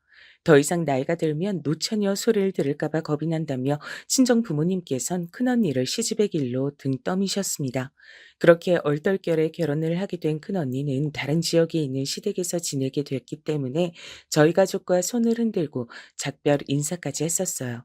그러고 나서 딱 석 달 뒤였나 아님 넉 달 뒤였나 연락도 없이 집에 나타나서 절 놀래켰습니다. 큰언니는 얼굴에 커다란 멍이 들어 있었어요. 큰 형부는 언니보다 6살이 많은 사람이었습니다. 근데 6살이나 더 먹어놓고서 성숙하게 본을 보이진 못할 망정 아주 추잡스럽게 구는 모양이었죠. 큰언니의 얼굴에 든 멍을 본 순간 제가 머리끝까지 화가 났습니다. 그 집에 다시 돌아가지 마. 그런 결혼 괜히 한 셈이야. 그냥 여기서 다시 우리랑 같이 살자. 힘들어도 다 같이 돈 벌고 다 같이 서로를 챙기고 그럼 되잖아. 결혼은 왜 괜히 서둘러서 이런 꼴을 봐? 종이야. 집에서 날 맞아준 게 너라서 다행이다. 근데 아버지 어머니도 너처럼 생각해 주실까 싶다. 그랬으면 좋겠는데. 당연히 내 의견하고 똑같겠지. 뭘 걱정해? 설마 장녀가 그런 고생을 하며 지내고 있다는데 다시 그런 소굴로 보내는 부모도 있으리라고? 만약에 있다면 그건 완전히 정신이 나간 이상한 부모일 거야. 전 큰 소리를 치면서 큰언니를 안심시켰으나 알고 보니까 제 친정 부모님이 그런 부모였더라고요. 큰언니를 엄하게 꾸짖으며 얼른 다시 돌아가서 자기 시댁 사람들과 남편에게 사과를 하고 잘 지내라고 말을 하는 분들이 정녕 제 부모님이 맞나 싶었습니다. 여자는 어쨌거나 시집을 갔으면 출가 외인이다. 네가 이러면 동생들이 뭘 보고 배우겠니? 나약하게 굴지 마라. 죽이 되든 밥이 되든 그곳에서 해결을 봐. 여기 와서 이러면 아무 소용없어. 저는 기가 막혔고 큰언니에게 괜히 미안했으며 친정 부모님께 깊이 실망하고 말았어요. 작은 언니랑 둘이 밤새 속닥거리면서 부모님을 욕했었답니다. 하지만 그 이후로 큰언니의 손때가 묻은 물건 같은 걸 어루만지며 커다란 한숨을 내쉬는 부모님의 모습을 몇 번이나 목격을 해서 마냥 부모님께 실망할 순 없었고 복잡 미묘한 마음이 들게 됐던 것 같아요. 작은 언니인 시집을 가지 않고 집안의 가장 노릇을 앞으로 하면서 중국엔 성공한 여성 사업가가 되겠다는 엄청난 포부를 밝혔습니다. 그러나 한 1년 정도나 지났을 때였을까요? 작은 언니는 3살 연상의 작은 형부와 조촐한 결혼식을 올리고 있었죠. 참고로 작은 형부는 친정아버지의 지인의 사돈의 팔촌쯤 되는 분께서 다리를 놓아준 인물이었답니다. 작은 언니는 별로 결혼 같은 걸 하고 싶어 하지 않아 했어요. 그것만 하더라도 당시에 상당히 의식이 깨어있고 사고방식이 개방적인 사람이었다고 볼 수 있는 것이죠. 그러나 시대를 거스르고 환경까지 이겨내기란 쉽지 않았던 것 같아요. 쉽게 표현하자면 샌님의 표본 같은 작은 형부와 도망칠 도리 없이 결혼을 하고 말았으니까요. 잠깐, 언니들 다음에 결혼할 차례는 나잖아? 돈 벌면서 사는 것도 힘들어 죽겠는데 언니들처럼 하나도 안 행복한 결혼까지 억지로 때가 되었다는 이유 하나만으로 해야 한다니. 기대 없이 살려고 그렇게나 속으로 노력을 했건만 그럼에도 슬프고 속상했어요. 그래서 이왕이면 저로 하여금 돈 걱정은 안 시키는 남자하고 결혼을 하고 싶었습니다. 제 주제에 그런 남자를 어디서 만나겠어요? 염치불구하고 주변에 부탁을 해서 괜찮은 남자와 다리를 놔달라고 한 번씩 만나보고 싶다는 얘기를 하고 다녔습니다. 이러는 게 소용이 있을까 싶어 힘이 빠질 때도 있었지만 결국 저는 그 방법을 통해 남편을 만났답니다. 앞선 언니들의 결혼, 그리고 남들보다 뒤떨어져서 미래가 불투명한 저의 현 주소, 이런 것들을 곱씹으며 용기를 내서 뭐라도 이뤄내 보려고 움직였던 게 결국은 유효한 결과를 만들어낸 셈이에요. 남편은 저에 비하자면 아주 부잣집 아들내미라고 볼 수 있었거든요. 제가 적극적으로 들이댄 끝에 남편도 저에게 넘어갔고 이걸 알게 되신 부모님께선 이게 웬 횡재냐라 하시면서 절 얼른 시집 보내려고 안달이셨답니다. 결혼은 진작에 약속했지만 정식으로 부부가 되는 것에 시간이 살짝 걸렸었는데 시댁이 절 못마땅하게 여겨서 그랬습니다. 시아버지께선 그나마 며느리가 참으면 됐지라고 넘기시던 측면이 있어 다행이었는데 시어머니가 정말이지 난관이었습니다.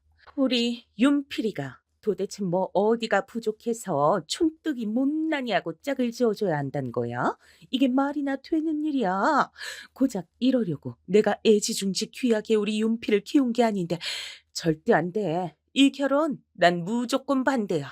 내 눈에 흙이 들어가는 한이 있어도 저딴 촌뜨기에다 불려신년을 내 며느리로 들이는 일은 없을 거야. 시어머니의 기세가 실로 대단했습니다. 하마터면 정말로 결혼을 못할 뻔했지요. 그러나 장담은 함부로 하는 게 아니라는 말처럼 시어머니께선 당신의 눈에 흙이 안 들어가 있음에도 절 며느리로 맞이하고 마셨던 겁니다. 저는 이 결혼이 아니면 절대 안 된다는 마음가짐으로 버티고 또 버텼거든요. 그리고 원래 한창 때 사내들 마음이란 게 가로막는 장애물이 있으면 더욱 불타오르기도 하잖아요. 집안에서 반대를 당하니까 오히려 남편이 저를 더 좋아하게 됐죠. 그 바람에 결혼을 할 수 있었네요. 저를 향해 이를 빠득빠득 갈아대시는 시어머니의 눈총을 받으면서 시작하게 된 결혼 생활이었지만 전 만족스러웠습니다. 소기의 목적을 달성했는데 제가 기분이 안 좋을 이유가 뭐 있었겠나요? 언니들은 결혼하면서 둘 다 시댁에 들어가 사는 끔찍한 환경에 놓였었지만 전 비록 아담하기는 하고 시댁과 가깝긴 하여도 번듯한 신혼집에서 따로 남편과 둘이 살고 있었으니 무릉도원이라고 표현하고 싶었어요. 그간 아등바등 열심히 일을 하며 힘들게 살아온 보람을 이제야 다 맛보는 것 같다고 생각했었습니다. 내일 모레면 너희도 부부가 된지 이제 넉 달인데 어쩜 아직도 애 들어섰단 소식이 없니? 어머님, 아직 넉 달인데요. 최소한 10달 정도는 지켜봐 주시다가 그런 말씀을 주시면 좋지 않을까요? 내가 그렇담 그런 거지. 너는 왜 쓸데없이 말이 많아? 시어머니께서 황당한 말씀을 먼저 던지신 후에 제 말에 꼬투리를 잡으시는 경우가 왕왕 있었는데 단지 제가 마음에 안 들어서 그러시는 것이었습니다. 저를 보실 때마다 한 대 쥐어받고 싶어 미치겠다는 표정까지 짓고 계셨거든요.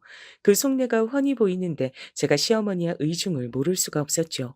자신을 미워하는 사람과 한 집안 식구로 지낸다는 건 각오했던 것보다 심기가 불편한 일이었어요. 게다가 그 상대가 저보다 서열이 훨씬 위인 시어머니라면 이건 뭐 죽을 맛인 것이죠. 하지만 저는 기운을 잃지 않았어요. 자주 뵙긴 해도 따로 산다는 것만으로 좋았고 남편과는 문제없이 사이가 좋았으니까요. 그리고 무엇보다 시어머니께서 자꾸만 저를 못 살게 굴고 시비를 걸어대서도 크게 타격이 없었던 결정적인 이유가 있었는데 그건 바로 제가 결혼한 이후에 친정의 가세가 오르고 있었기 때문입니다. 원체 어렵게 살던 와중에 애를 써서 도전해봤던 장사가 폭삭 망했을 때, 이제는 솔직히 두 번 다시 반등의 계기는 없는 게 친정의 형편일 거라고 생각했는데, 역시 뭐가 됐든 장담은 없는 법인가 보더라고요. 친정 부모님께서 다시금 도전에 나서셨고, 이번엔 꽤 순한 중이셨습니다. 초기부터 돈이 벌렸죠. 믿거나 말거나 부모님께선 제 덕에 용기를 다시 내신 거라 그랬습니다. 전 재산 다 걸고 빚까지 얻어가면서 다시 또 장사해 본다는 거 나도 네 아버지도 결코 쉽게 내린 결정 아니었다. 하지만 마음 한구석에 늘 아쉬운 생각 품고 살았었기 때문에 꼭 다시 도전해 보고 싶은 게 장사였고 종이 네 덕분에 용기도 낼 수 있었어. 제가요? 그간 제가 시집 오기 전까지 벌어서 모아두었던 비상금, 그걸 두 분께 탈탈 털어서 내어드리긴 했지만, 그게 용기를 심어드렸던 줄은 몰랐어요. 비상금도 참 고마웠지. 그 마음이 어찌나 기특하던지. 근데 그 이전에 네가 우리 집안보다 사는 수준이 더 나은 집안으로 시집을 갔잖니? 그게 심적으로 나나 네 아버지한테 얼마나 든든하게 여겨졌는지 몰라. 참 신기한 일이야.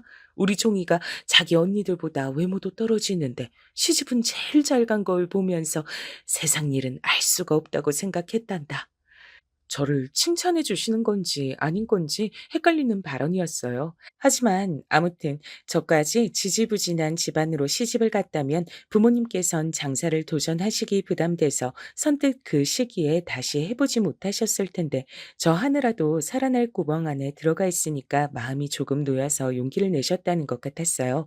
참고로 부모님께선 음식 장사를 하신 게 아니라 물건 장사를 하신 것이었는데 그 당시로 봐도 절대 오래 할 만한 유형은 아니었기 때문에 두 분도 그걸 아시고 돈이 벌릴 때 바짝 힘을 내서 계속 장사를 하러 다니셨답니다.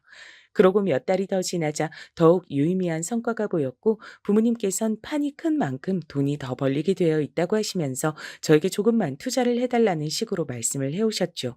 실상 제가 아니라 남편에게 하는 부탁이었죠. 고민을 하던 남편에게 저는 제 친정 부모님이 이렇게 좋은 기세를 타고 계실 때 힘을 실어드려야 한다며 설득에 나섰습니다. 그래서 결국 남편이 자기 돈을 내어주었죠. 남편은 벌이가 아주 좋은 사람은 아니었지만 자기 집안의 형편이 그럭저럭 받쳐주었으니 돈을 차곡차곡 모아오는 게 가능했었거든요. 제가 남편을 설득해서 그 돈을 저희 친정에 갖다 주었다는 건 당연히 시어머니를 포함한 시댁엔 비밀이었습니다. 저는 그 돈이 아주 여유롭게 다시 돌아올 거라고만 믿었기 때문에 큰 걱정도 없었고요. 이런 저를 보면서 남편 또한 안심을 했었습니다. 부모님께선 저희 부부에게 무척 고마워하셨어요. 장사는 그럭저럭 또 잘 이어지고 있었고 여기까진 아무런 문제가 없었습니다. 세상 일은 장담할 수 없다는 법칙이 여기서 고개를 치켜들기까진 좋았지요. 아직 제가 소개를 안 한 저희 집 인물이 있는데요. 바로 제 남동생입니다. 돌아가신 친할머니께서 그렇게나 만나고 싶어 하셨단 저희 집안 아들 말입니다. 언니들은 일찍이 돈을 벌며 부모님을 도왔고 저는 돈을 벌며 집안일까지 도맡아 했었으나 남동생은 학교나 다니고 있었죠. 아들로 태어난 것에 특권이었어요. 게다가 막내였으니 말 다 했습니다. 무슨 설명이 필요할까요? 부모님께선 아들을 대학 보내겠다고 하시며 각오를 다지신 바 있었으나 정작 장본인이 조금도 각오가 되어 있지 않았던 관계로 그건 물거품이 됐습니다. 남동생에겐 공부머리라는 게 없었어요. 제가 보기에 저희 남매 중에 머리를 굴릴 인물은 작은 언니 정도였습니다. 괜히 남동생에게 공부를 투자하는 바람에 허송세월이나 보냈죠. 남동생은 실패와 실패만 거듭 반복하다 결국 대학에 못 갔어요. 집에서 뒹굴거리며 놀다 군대를 가더니 거기서 사람이 달라져 왔습니다. 당시에는 군 복무 기간이 지금보다 길었잖아요. 군대가 남동생을 바꿔놓아서 군대를 다녀온 뒤엔 남동생이 놀지 않고 뭐라도 일을 해서 돈을 벌겠다 그랬습니다. 그래서 큰 형부의 지인이 하는 자그마한 사업장에서 일손을 도왔죠. 그냥 다른 곳에서 돈을 벌면 안 되냐고 제가 그랬더니 부모님께서 하시는 말씀이 아들 걱정돼서 안 된다 그러셨습니다. 너무 고생하면서 귀한 아들이 그렇게 살까봐 걱정이 되셨던 거죠. 그래서 남동생은 아는 인맥을 통한 곳에서 적은 돈이나 벌면서 그렇게 지내고 있었던 건데요. 문제는 그곳에서 서류를 정리하고 잡무를 담당하는 여직원이 딱 하나 있었는데 이 인간 때문에 아주 크나큰 비극이 터졌단 겁니다. 저도 아는 사람이었어요. 원래 인맥으로 돌아가는 장소가 그 나물의 그 밥이잖아요. 그 여직원은 제가 20대 초반에 일하던 공장에서 처음 인연을 맺었던 동갑내기 친구였습니다. 나이가 같았기 때문에 금세 친해졌던 사이였죠. 지금도 기억이 나는 게 저는 제 이름이 어째서 종이가 됐는지 그 배경을 밝히면서 이런 질문을 했었습니다. 말자야, 너도 나와 비슷한 경우지? 이제 딸려는 그만 태어나라는 의미에서 이름에다가 말을 집어넣은 거지? 아니, 그런 건 아닐 거야. 태어난 순서대로 큰언니 이름은 성희, 오빠 이름은 태화, 작은언니 명희, 남동생은 태규야. 뭐? 근데 너는 왜 이름이 말자야? 희돌림도 아니고 태돌림도 아니잖아. 나도 몰라. 우리 아버지가 그러시는데 내가 태어나기 전으로 온 동네에 사흘 내내 비바람이 불고 벼락까지 쳤다네. 해도 안 떠서 기분이 꿀꿀하고 안 좋더래. 내 생각엔 그래서 홧김에 내 이름만 그냥 말자라고 지으신 것 같아. 그걸 들으면서 '얘도 참 안 됐다.' 이런 생각을 했었습니다. 말자는 먼 친척 집에 와서 얹혀 살며 공장 일을 다니고 있었죠. 다른 가족들은 뿔뿔이 흩어졌다 그랬어요. 어쩌다 그렇게 됐냐고 물었을 때 돈이라는 한 글자 대답을 들었던 것으로 기억합니다. 말자는 명량한 인물이었죠. 제가 이따금씩 비관적인 말을 할 때마다 긍정적인 기운을 저에게 심어줬습니다. 아, 오늘도 공장 꼬라지 한 번 우중충하다. 이게 내 미래고 인생일 거야. 난 평생 이렇게 살다 죽겠지? 종이야, 그건 살아보기 전까진 몰라. 그리고 혹시 알아? 나중엔 이때를 생각하면서 내가 그랬었나 하면서 웃고 넘어가게 될지?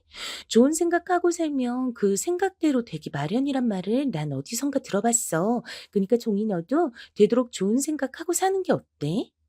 전 형제가 셋이라도 있었고 부모님과 같이 살기라도 했지. 말자 얘는 쥐뿔 아무것도 자기 곁에 남아있지 않고 하나도 안 친한 친척집에서 매번 눈칫밥을 얻어먹고 사느라 어깨와 등도 움츠러져 있는 주제에 뭐가 이렇게 밝은가 싶었습니다.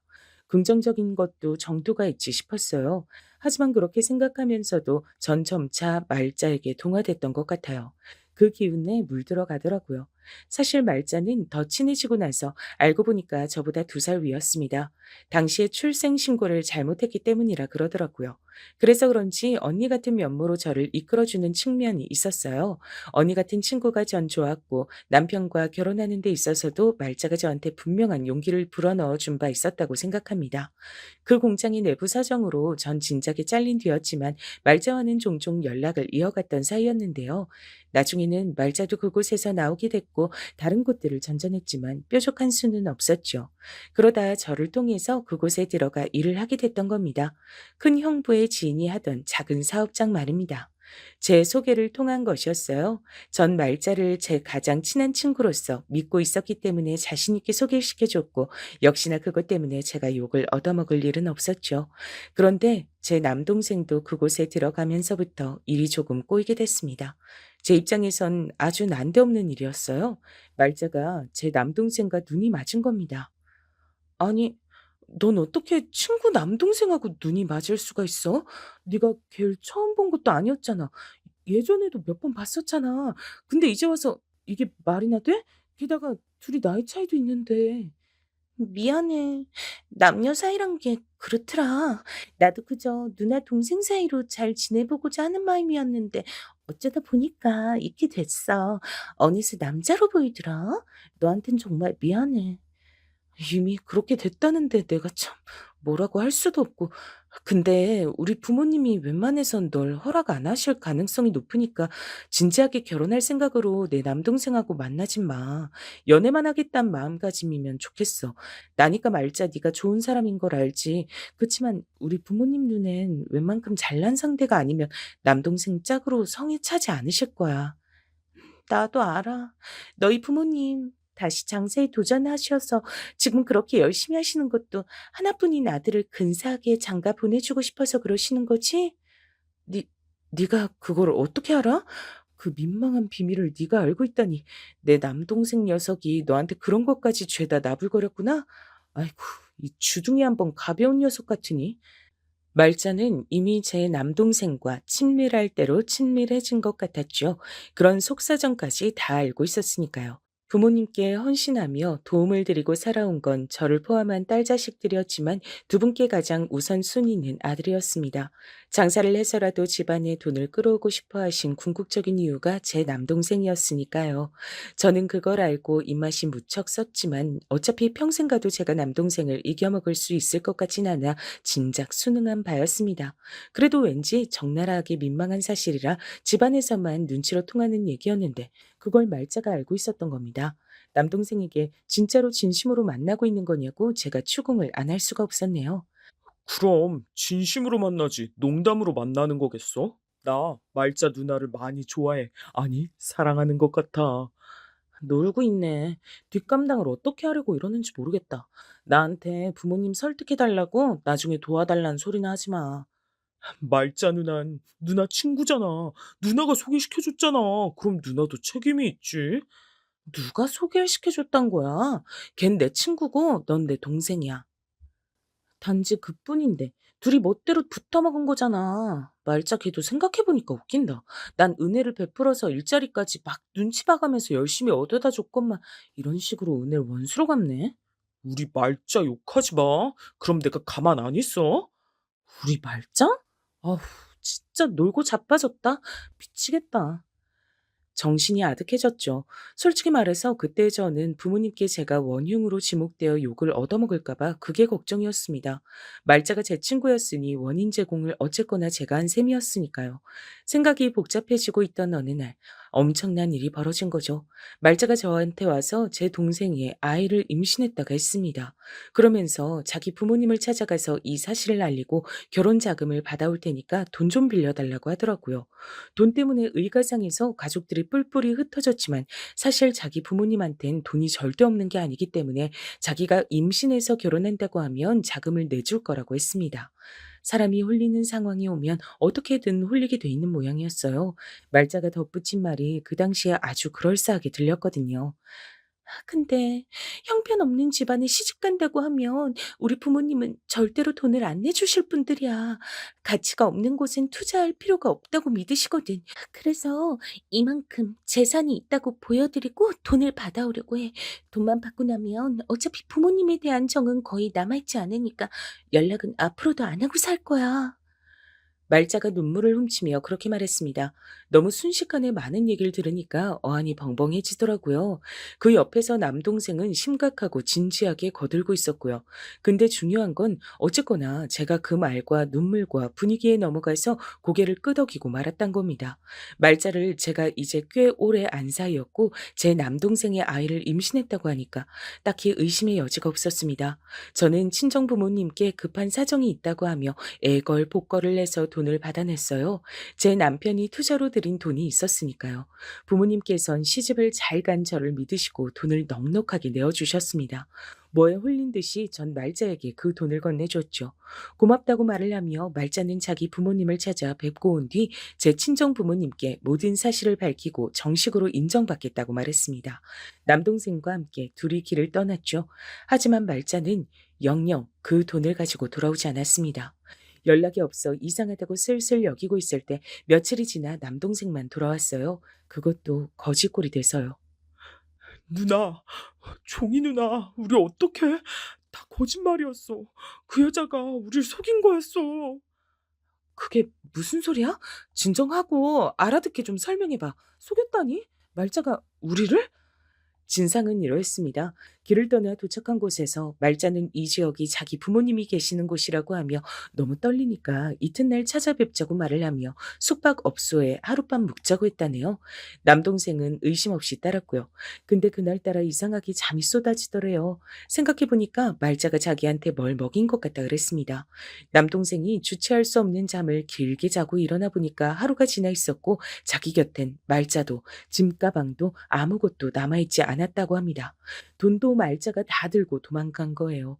그것만으로도 아연실색이었는데 남동생이 저에게 실토하길 자기가 사실은 집에서 친정 부모님이 모아두신 돈을 발견하고 그것까지 다 챙겼었단 겁니다. 말자가 지시를 한 거라고 했어요. 그럼 우리 집안 돈을 다 말자한테 뜯겼단 거야, 뭐야? 어? 이게 다 무슨 일이야?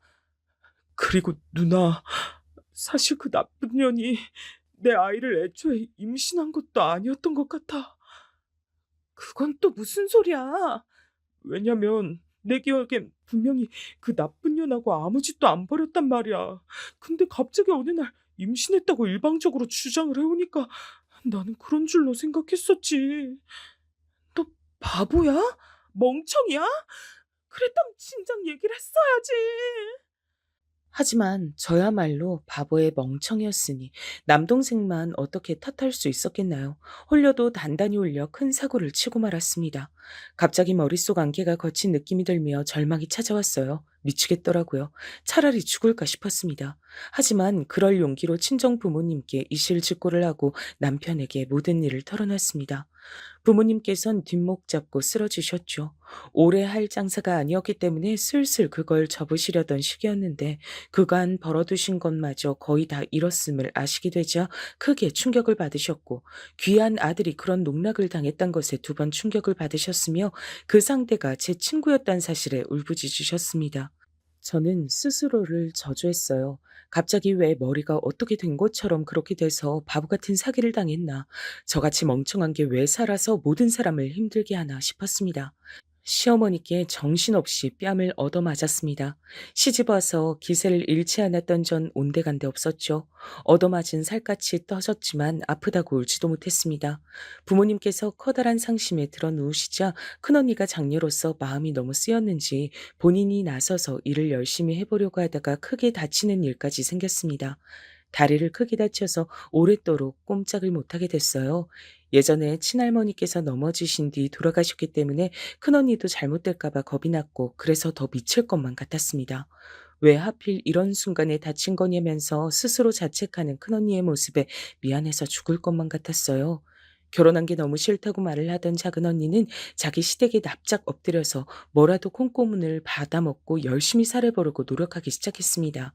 자기가 그렇게 해야 친정 식구들에게 걱정을 안 끼칠 것 같다고 했죠. 남동생은 술을 마시고 인생을 비관하는 모습을 보여서 모두를 불안에 떨게 만들었습니다. 다그치면 혹시 안 좋은 선택을 할까봐 차마 아무도 그러지도 못했죠. 친정엄마께선 스트레스 때문인지 병을 얻기까지 했습니다. 멍청하게 사기를 당해서 남편의 돈까지 날려먹게 된 전 사실 이혼을 당할 뻔했습니다. 맨몸으로 쫓겨날 뻔했어요. 근데 신기하게도 제가 그때 임신을 하는 바람에 이혼당하는 걸 면했습니다. 설마 네가 이런 상황에서 눈치 없이 딸이나 낳는 건 아니겠지? 그럼 지체 없이 쫓아낼 줄 알아? 시어머니의 불효령에 전 입술만 깨물고 배를 매만져야만 했습니다. 그러나 제가 품은 첫 아이는 딸이었죠. 하루하루가 살얼음판이었던 것 같아요. 흔히 첫째 딸은 아빠를 닮는다고 하잖아요. 아이가 태어나면 어머님도 무척 예뻐해 주실 거라고 믿어요. 그건 모르는 일이지. 네 뱃속에 든 딸년이 우리 아들의 핏줄인지 아님 다른 놈 핏줄인지 태어나 봐야 아는 일 아니겠어? 네, 뭐라고요? 어머님, 그건 말씀이 지나치셨습니다. 답지 않게 왜 발끈하고 그러니? 네가 그럴 자격이나 있어? 너 설마 지금 나한테 대드는 거니? 쫓겨나고 싶어 환장했어? 기껏 촌뜨기 받아줬더니 우리 집안 돈 날려먹기나 하고 마음 같아선 확 그냥 가만 안 두고 싶은데 내가 너른 마음으로 참는 거란 걸 넌 항상 명심해라. 내가 언제든 널 내칠 수 있어. 그니까 잘해. 저는 시어머니 앞에서 머리를 조아리고 살았죠. 사기를 당했던 시점부터 저는 입이 있어도 할 말이 없어진 신세였거든요. 첫째 아이가 태어났지만 남편과의 관계도 제가 사기를 당하기 이전으로 돌아가진 않았습니다. 당신, 내가 아까부터 야식으로 국수 먹고 싶다고 말을 그렇게나 했는데 지금 애 본다고 정신이 다 팔려 있지? 애가 울고 보채는데 그럼 어떡해. 애는 내팽개치고 국수나 만들란 거야? 내가 하라면 하는 거지 왜 그렇게 잔말이 많아? 그러니까 돈이나 뜯겼지. 당시에 제 꿈이 밟히면 꿈틀할 줄 아는 지렁이가 되는 것이었네요. 오죽하면 그랬습니다. 아들을 임신하라는 시어머니의 잔소리 때문에 둘째를 금방 임신했는데 천만다행으로 정말 아들을 낳았어요. 막내 셋째는 딸이었고요. 자식들을 낳고 키우다 보니까 하루하루 바쁘고 피곤한 세월이 금방 갔습니다. 애들이 금방 크더라고요. 제 아이들은 왜 자기 외삼촌이 결혼을 그토록 늦게 했는지, 외삼촌 결혼식에 왜 저를 포함한 사람들이 한숨으로 눈물을 흘렸는지 그게 의문인 눈치였답니다. 시댁 식구들 앞에서 늘 죄인이 되어 사는 며느리, 그게 제 모습인 것을 제 아이들은 당연시하며 자라났죠. 초라하게 쪼들리는 게 외가의 당연한 모습이라고 아이들은 생각했고요. 그러다가 시부모님께서 차례로 돌아가시고 나서부터 뭔가 변화가 일어났습니다. 그때가 되니까 저도 이제 나이가 꽤 들어서 더 이상 과거에 멍청했던 실수에만 사로잡혀 있지도 않더라고요. 죽도록 쉬지 않고 집안일이든 뭐든 다 해내면서 살아왔으니 남편 앞에서 이제 더 이상 그토록 눈치 보면서 주눅들 일도 없었습니다. 자식들을 열심히 잘 키워냈다는 보람 하나로 당당하게 어깨를 펴고 살기 시작했더니 남편도 점점 더 큰 소리를 안 치게 되더라고요. 시간의 흐름이 만들어낸 변화였죠. 저희 첫째가 가장 먼저 결혼을 했어요. 그때 제가 처음으로 자식들 앞에서 옛날 얘기를 꺼냈습니다. 부끄러웠던 저의 실수를 말이죠. 그러자 세 자식들 모두 저와 남동생을 멍청하다고 손가락질하지 않고 작정하고 사기를 친 뒤 도망갔던 말자를 맹렬하게 비난해줘서 내심 제가 고마웠습니다. 바보 같아 보이면 어쩌나 싶었는데 사기를 당한 사람이 아니라 사기를 친 사람이 나쁜 거라고 그렇게만 생각해주는 제 자식들이 기특했네요. 옛날의 충격과 상처를 이젠 다 뒤로하고 어느새 시간이 더 흘러 막내인 셋째를 결혼시킬 때가 됐습니다. 감개무량하더라고요. 저희 셋째가 결혼 이야기를 입에 올리며 행복해 보여서 저는 그것으로 됐다고 생각했어요. 엄마, 상견례는 아무래도 한정식 집에서 하는 게 가장 무난할 것 같은데 엄마도 괜찮죠? 그럼 괜찮지. 엄마는 우리 윤희가 결정하는 건 다 맞아. 근데 윤희야, 너 정말 결혼 미룰 생각 없는 거야? 에이, 엄마 또 이러신다. 요즘엔 점점 결혼 늦게 하는 추세니까 나도 더 늦게 해도 된다고 또 그 소리 하려고 이러시는 거죠? 다 알아요. 그치만 결혼에 대한 확신을 주는 사람이 있는데 굳이 서두르지 않을 이유가 없어요. 정연 오빠하고 결혼해서 살면 안 싸우고 행복하게 지낼 것 같아요. 엄만 우리 막내딸이 엄마 곁에 더 오래오래 머물렀으면 싶어서 욕심나는 거지. 언제 이렇게 다 커서 시집 간다고 하게 됐을까? 윤희 넌 이 엄마보다도 남자 보는 눈이 100배, 1000배 더 좋으니까 그래, 분명 결혼해서 잘 살 거야. 그러게요. 엄마도 정연 오빠 처음부터 마음에 들어해 주시고 이뻐해 주셔서 저도 안심이에요. 상견례를 앞두고 셋째 딸과 키득거리며 나누는 대화가 소중했습니다. 셋째가 결혼을 앞둔 청년은 딱히 나무랄 데 없이 아주 괜찮은 인물이었어요. 중학교까지 외국에서 나왔고 그 이후엔 한국에 들어와서 학업을 이어갔더라고요.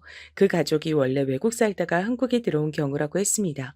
좋은 직장을 다니다가 다른 일을 해보고 싶단 일념 하나로 과감히 퇴사를 선택하고 새로이 공부를 해서 전혀 다른 직장으로 들어간 아주 도전적인 정신을 가진 청년이기도 했어요.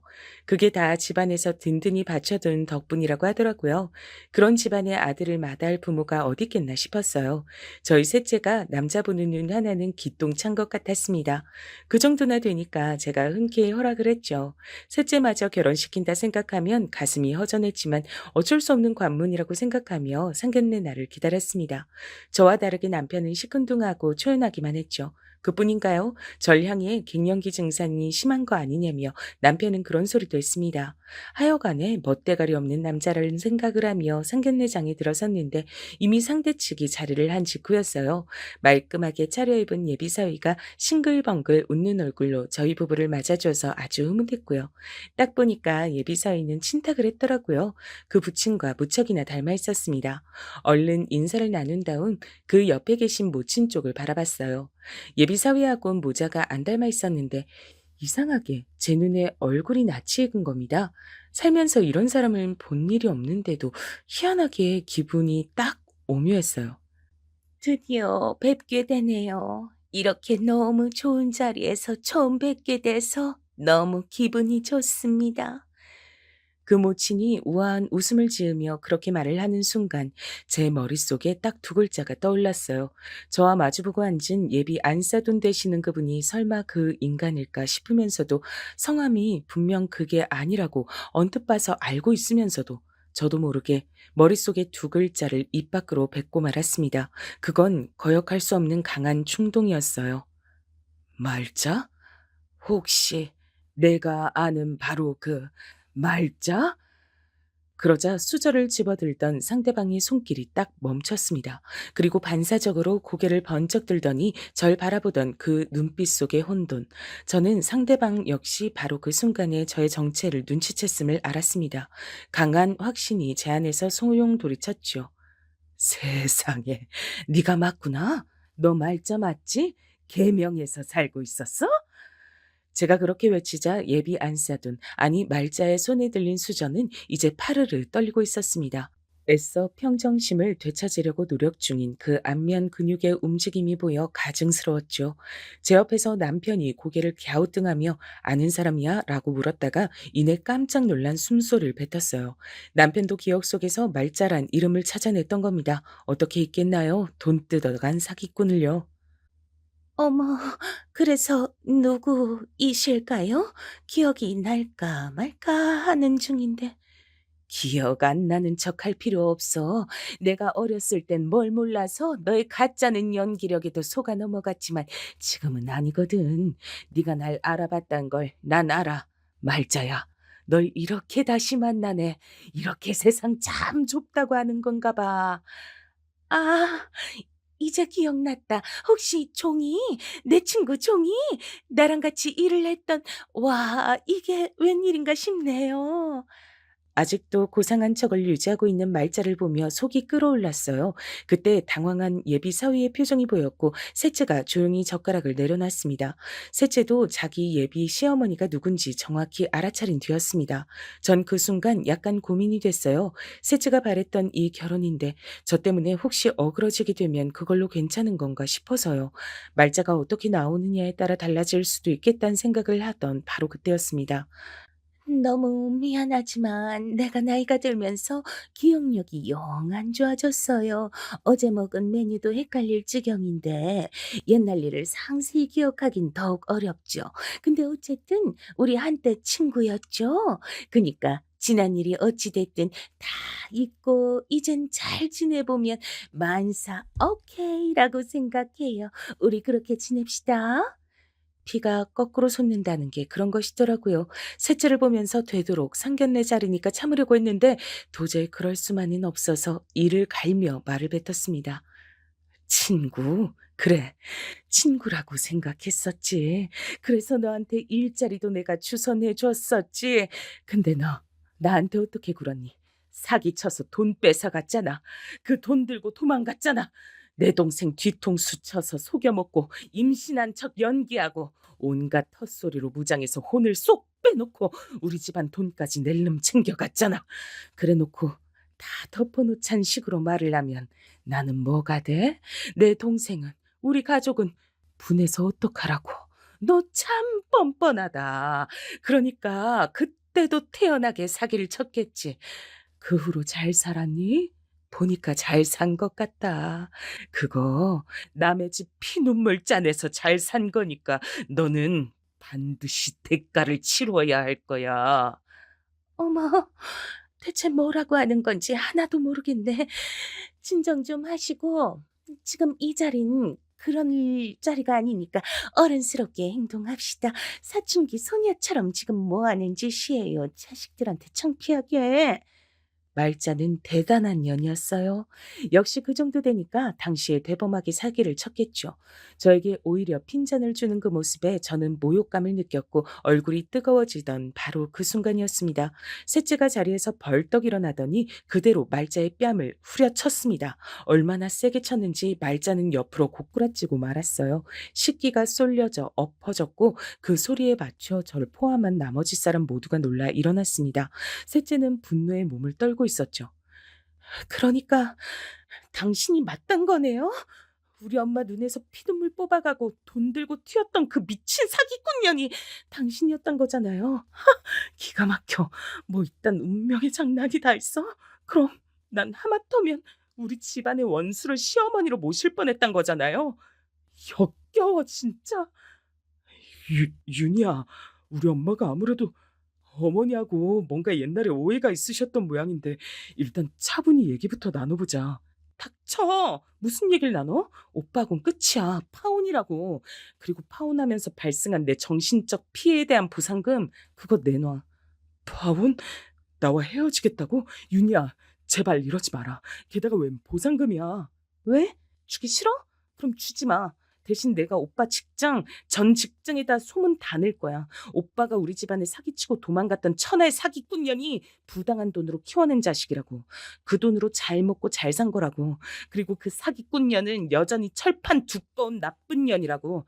그래서 나한테 파혼당한 거라고. 그런 소문 쫙 낼 거야. 오빠가 나온 대학에도 퍼뜨릴 거고 동창들한테 연락 싹 돌릴 거야. 영어로 번역도 해서 오빠가 어릴 적 살았던 곳에도 내용 다 뿌릴래. 그 나라인 우리나라보다 이런 도덕적 사건에 엄격하고 관심도 많다며. 셋째가 신랄하게 쏟아내는 말에 저는 가히 수십 년 묵은 채증이 풀리는 것만 같았어요. 예비 사위는 완전히 넋이 나간 채였고 말자는 꼴 좋게도 얼굴이 벌겋게 달아오른 채로 몸을 떨고 있었습니다. 자식이 그런 수모를 당하게 됐다는데 말자라고 할지라도 고개가 빳빳할 순 없었죠. 미안합니다. 아니, 죄송합니다. 그땐 제가 철이 없었고 당장 눈앞에 이익에 빠져 있어서 옳게 판단을 못 내렸어요. 잘못했습니다. 얼굴이 터질 것처럼 돼서는 억지로 제 앞에서 머리를 숙이고 사과를 하더라고요. 말자의 행동을 지켜보는 그 가족들의 넋이 나간 반응을 보며 전 콧웃음을 쳤습니다. 안 받아주는 건 내 마음인 거 알지? 말론 누가 사과를 못하겠어. 진정한 성의를 보여야지. 내가 용서할 기분이 들지 안 들지 성의 표시를 보고 고민 좀 해볼게.